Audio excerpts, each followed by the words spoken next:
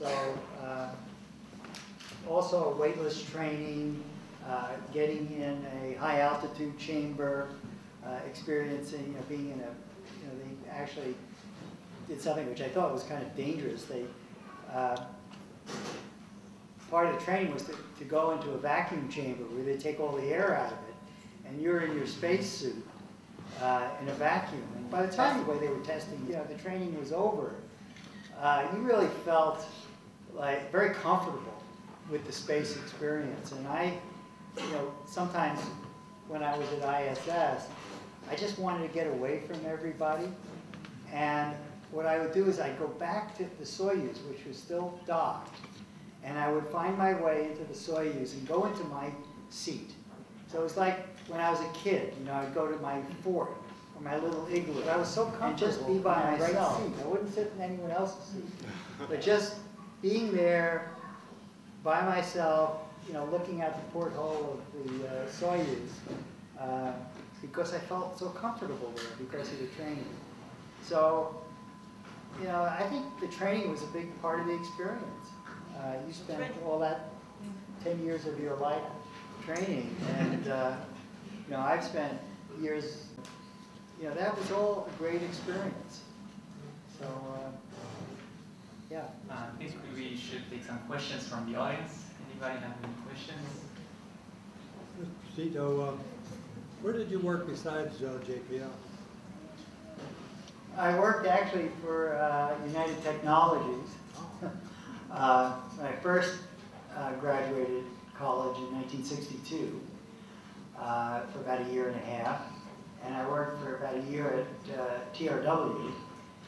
But that was, again in my 20s, and then when I was 31 years old, I started my own company, which is in financial services called Wilshire Associates, and we developed the Wilshire 5000 stock index. I don't know if anyone's heard of it, and I've been running that company ever since, and I'm still active in it. Thank you. Anyone else? Were you ever afraid? Were you ever afraid? Well, actually not too much because, of course we understand there is some risks in a space exploration, but the most part of the training is for the emergency or for some abnormal situations. So, we do lots of those in our emergency training, then we don't feel so much fear after all by the time we get ready. So I think the training is, kind of helps to get confident in a space flight. How about you? The only time I ever was afraid was when I first went to the museum in Moscow. This is before I signed up for the flight. And they let me sit. It was a private museum. They had one of the old Soyuz spacecraft there. And they let me sit in the seat. And of course I had no training then. I hadn't even signed up.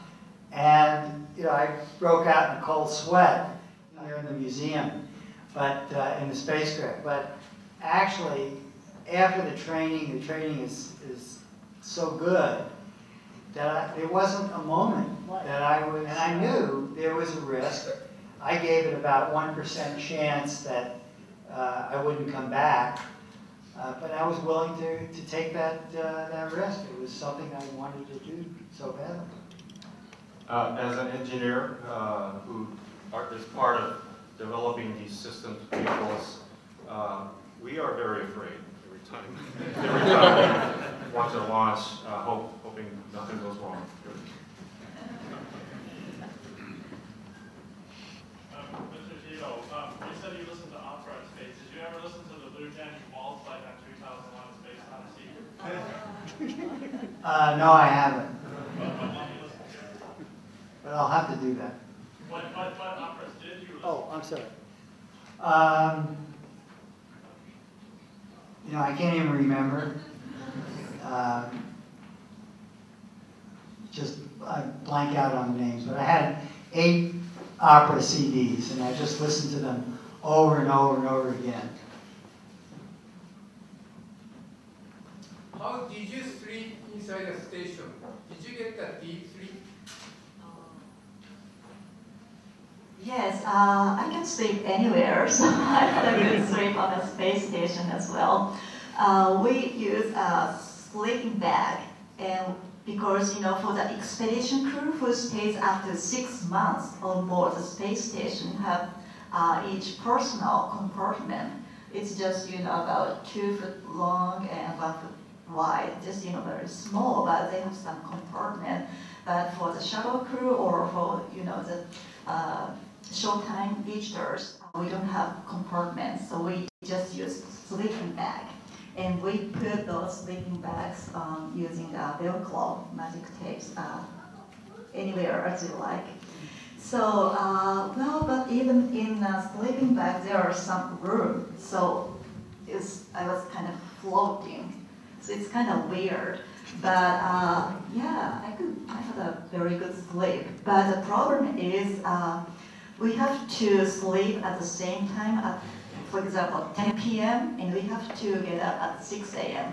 But sometimes I woke up at 4 a.m. or 3 a.m. But I couldn't get up because if I make a noise, it would wake up everybody else. So I have to just, stay in my sleeping bag and stay just, quiet and listening music and watching just, window and just, seeing the earth. So. Which time zone do you use when you wake up? Which time zone? The space station usually use the UTC, Universal Standard Time. The London time? Yes, the London time. Well, I had the same, very similar experience. We had sleeping bags, and we slept in the Zarya module, which is really the cargo module. Has no portholes or anything, so it's like being in a closet. But so there were 3 of us from the Soyuz crew, and each of us put our sleeping bag in a different orientation. And one put it on the ceiling, one put it, by the floor, one put it vertical, depending on, what, the preferred orientation. But it didn't matter because it was weightless. And my experience was we had about 6.5 hour sleeping period where it was GMT, Universal Time. And so when they shut all the lights out for the station, you were in this module without a porthole. So you never got to see, at least I never got to see, with everything dark, looking out at the Earth and looking at the cities that were lit up. I didn't have that experience. I couldn't even see the stars because in the lit up part of the space station, your eyes get used to the light and you can't see the stars. But anyway, I had the best sleep I had in years. Solid 6.5 hours. You're from the space station. Space station is orbiting around the Earth at the height of 250 miles. That's 400 kilometers high. We still, we cannot see the entire Earth from the station or from the space shuttle.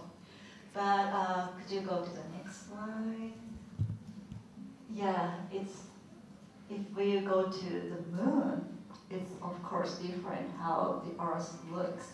It's totally sphere. But if you go to Mars, or if you go to an asteroid, go to next, you cannot even distinguish the Earth. It's probably look like the regular planet or regular stars. So it's totally different, and it takes so much longer to get there.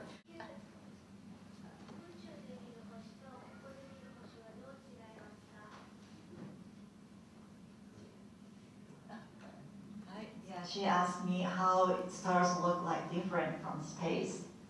And 地球だと星見えますよね、たくさん。で、宇宙から見る星も同じようにたくさん見えます。だけれども、見え方が違う点は、空気が宇宙だとないので、星がね、チカチカっていう瞬きをしないんですね。だから、もう一つ一つの点が丸くね、透き通った光なので、それがね、地球から見る姿と違っていました。で、宇宙だと夜の時は他に光がないので、だからすっごいたくさんの星が見えます。So in space there is no atmosphere, so the stars are not blinking. There is just a spot in small dots. And there is no atmosphere, so we could see much more stars from space, much more. Some advice if they're interested in going to space.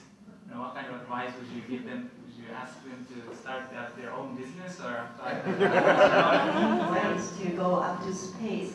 Like Dr. Tito opened up the new path to space as a space, private explorer. Probably you can be able to open up your own ways, and I hope there are lots of paths to go to space, like space tourism or private explorer, or even the professional astronauts, not only in the science and technology field, but also more artists or musicians or paint drawers or many people from the various backgrounds. The best way to start is study your math, study your science, maybe get an engineering degree, maybe an aerospace engineering degree, and work in the space program. For example, even though I haven't been involved with a space company for many years, I still go back to JPL. I was there for as a guest for the launch of the the recent rover, Curiosity rover, and still as a hobby, I spend a lot of my time doing mission design and trajectory analysis. And one of my goals this year, by the end of the year, is to submit a paper for publication. So it's just there are many ways to enjoy space, and hopefully, if you really are passionate about it, you'll find a way to get there. But there's so many other ways to enjoy it, to be part of it. That's been my experience. Thank you very much. So I think let's give them a hand.